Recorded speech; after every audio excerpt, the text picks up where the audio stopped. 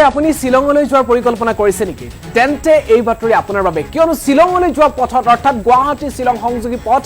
জৰাজীৰ্ণ হৈ পৰিছে পথৰ দুৰৱস্থাৰ বাবে সংঘটিত হৈছে ইটোৰ পিছত আন এটা ভয়ংকৰ দুৰ্ঘটনা এই মুহূৰ্তত আমি এক দুৰ্ঘটনাৰ খবৰ জনাব বিচাৰিছো লগতে জৰাজীৰ্ণ পথৰ দৃশ্যাংশ দেখাম যি দৃশ্য দেখিলে আপুনিও ক'ব মই নেযাওঁ শিলঙলৈ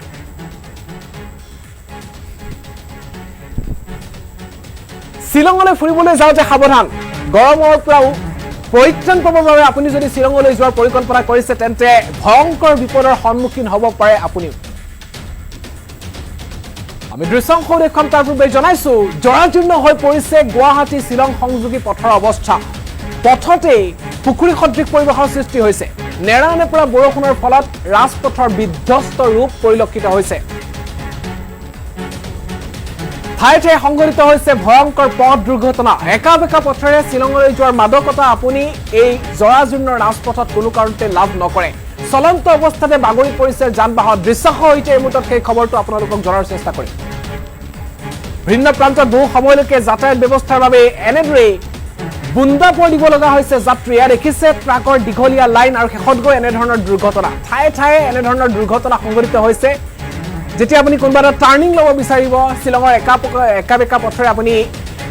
সেই মেঘালয়ৰ শিলঙলৈ বুলি বাট ল'ব সেই মুহূৰ্তত কিন্তু এনেদৰে ৰাজপথত প্ৰকাণ্ড গাঁত দেখিবলৈ পোৱা গৈছে অতি ভয়াৱহভাৱে এখনৰ পিছত আন এখন জৰুৰী যিসমূহ বাহন মালবাহী বাহনসমূহ পাৰ হ'ব লগা হৈছে কিন্তু ইয়াত দেখিবলৈ পোৱা গৈছে যে বৰ্তমান অৱস্থাত সৰু গাড়ী নোহোৱাৰ দৰে পৰিৱেশ কিয়নো শিলঙলৈ যোৱাৰ ক্ষেত্ৰত এই সময়ছোৱাত বিশেষকৈ জুন জুলাই বা এপ্ৰিল মে জুন জুলাই এই সময়খিনিত দেখিবলৈ পোৱা যায় যে শিলঙত কিছু পৰিমাণে ঠাণ্ডা হোৱাৰ বাবে বহু লোকে অসমৰে হওক বা উত্তৰ পূৰ্বাঞ্চলে হওক বা ভাৰতৰ বিভিন্ন প্ৰান্তৰ লোকসকলে সৰু বৰ গাড়ী লৈ শিলঙলৈ যায় কিন্তু শিলঙলৈ যোৱাৰ ৰাজপথৰ দৃশ্যাংশ চাওক প্ৰাকৃতিক সৌন্দৰ্য উপভোগৰ বাবে বা প্ৰাকৃতিক যি পৰিৱেশ সেই পৰিৱেশৰ আমেজ ল'বৰ বাবে আপুনি যদি শিলঙলৈ যোৱাৰ পৰিকল্পনা কৰিছে ৰাজপথত কিন্তু এনেদৰে আপুনি জমৰ যাতনা ভুগিব লাগিব দৃশ্যাংশ দেখি আপুনি হয়তো কৈ পেলাব যে শিলঙলৈ মই নেযাওঁ এই দৃশ্যাংশ চাওক এয়া শিলং আৰু গুৱাহাটী সংযোগী পথৰ দৃশ্য কেইবাচকীয়া ট্ৰাক এনেদৰে ৰাজপথত বাগৰি পৰিছে লাহে লাহে অতি ভয়ে ভয়ে এখনৰ পিছত আন এখন ট্ৰাক পাৰ হৈছে ৰাজপথেৰে দৃশ্যাংশ আগবঢ়াইছো শিলভৰ্তি ট্ৰাক বাগৰি পৰিছে ৰাজপথত আৰু এনেদৰে শিলঙলৈ যোৱা পথত যি সময়ত 2.5 ঘণ্টাৰ পৰা 3 ঘণ্টা সময় লাগে সেই সময় 5 ঘণ্টা পৰ্যন্ত হ'ব পাৰে কিয়নো শিলঙলৈ যোৱা পথ যেহেতু ঠেক কিছু ঠাইত সেই ঠাইত আপুনি দীঘলীয়া লাইনত শাৰী পাতি ৰৈ থাকিব লাগিব আৰু ঘণ্টা ৰৈ থকাৰ পিছত আপুনি লাহে লাহে আগবাঢ়িব আপোনাৰ গন্তব্য স্থান শিলঙলৈ সেই গতিকে শিলঙলৈ যোৱাৰ পূৰ্বে বতৰ শিলঙলৈ যোৱাৰ পৰিবৰ লগতে আপুনি যোগাযোগ ব্যৱস্থা কেনেধৰণৰ হৈ আছে সেই তথ্যও আপুনি জনাটো দৰকাৰ সেই গতিকে এই মুহূৰ্তত সেই বাতৰি আপোনালোকলৈ লৈ অহাৰ চেষ্টা কৰিছো কেইবাটাও ভয়াৱহ দুৰ্ঘটনা সংঘটিত হৈছে বহু লোক গুৰুতৰভাৱে আঘাতপ্ৰাপ্ত হৈছে আৰু ৰাজপথত পুখুৰী সদৃশ পৰিৱেশৰ সৃষ্টি হৈছে দৃশ্যাংশ এনেদৰে কেইবাচকীয়া ট্ৰাক ৰাজপথত বাগৰি পৰিছে এখনৰ পিছত আন এখন বাহন অতি সন্তৰ্পণে অতি লাহে লাহে পাৰ হৈছে যাতে বাগৰি নপৰে আৰু তেনেধৰণৰ অভিজ্ঞতাৰ সন্মুখীন হয়তো আপুনি হ'ব নিবিচাৰে এই মুহূৰ্তত দৃশ্যাংশ দেখাইছো পৰ্যটকৰ জৰিয়তে শিলঙৰ অৰ্থনীতি যথেষ্ট শক্তিশালী কিন্তু বৰ্তমান অৱস্থাত গুৱাহাটী শিলং সংযোগী পথ নিৰ্মাণৰ ক্ষেত্ৰত কোনো ধৰণৰ ব্যৱস্থা গ্ৰহণ কৰা নাই বৰ্তমান পৰ্যন্ত শিলং প্ৰশাসন এয়া শিলঙলৈ যোৱা পৰ্যটকৰ মনোৰম ঠাই শিলঙলৈ যোৱা পথ নে আন কোনো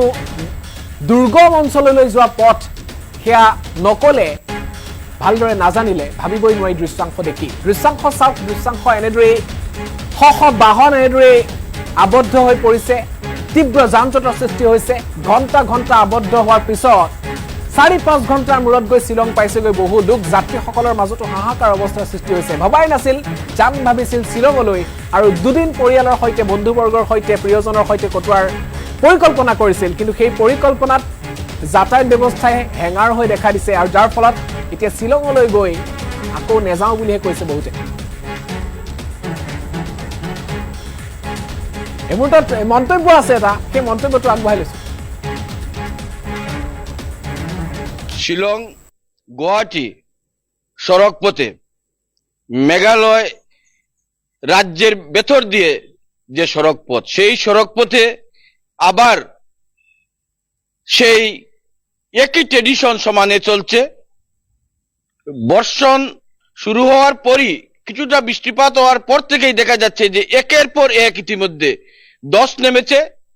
যানবাহন চলাচল বন্ধ হয়ে যাচ্ছে। 20 ঘন্টা 24 ঘন্টা পর বা এরও পর দেখা যাচ্ছে যে রাস্তা খুলছে। এই যে যাত্রীদের দুর্ভোগ এবং পণ্য পরিবহনে যে প্রতিবন্ধকতা একেবারে চরমে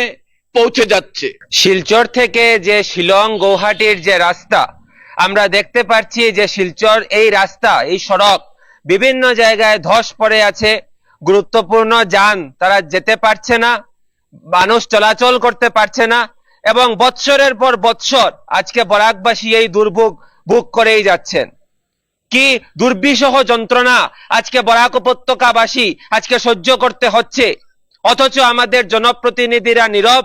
আমাদের মুখ্যমন্ত্রী থেকে শুরু করে বিভিন্ন মন্ত্রীরা নীরব। আমাদের এই যন্ত্রণা তারা প্রত্যক্ষ করছেন, কিন্তু কোনো ধরনের ব্যবস্থা গ্রহণ করছেন না। মন্তব্য শুনিলে প্ৰশাসনৰ বিৰুদ্ধে ক্ষোভ উজৰা পৰিলক্ষিত হৈছে। কেৱল যে গুৱাহাটী শ্বিলং সংযোগী পথেই তেনে নহয়, শিলচৰৰ পৰা শ্বিলং হৈ গুৱাহাটী অহা পথতো এনেধৰণৰ অৱস্থা, আৰু যাৰ ফলত এতিয়া বৰাক উপত্যকাৰ লোকৰ মাজতো এনেদৰেই শ্বিলং প্ৰশাসনৰ বিৰুদ্ধে তেওঁলোকে মন্তব্য প্ৰকাশ কৰা পৰিলক্ষিত হৈছে। বছৰ বছৰ ধৰি এনেদৰেই ৰাজপথসমূহত এনেধৰণৰ পৰিস্থিতিৰ সৃষ্টি হয় বাৰিষা অহা মানেই, আৰু বাৰিষাত অহা মানেই ভয়ংকৰ দুৰ্ঘটনা সংঘটিত হয়। এনেদৰে ৰাজপথত বাগৰি পৰিছে বাহন। এই দৃশ্যাংশ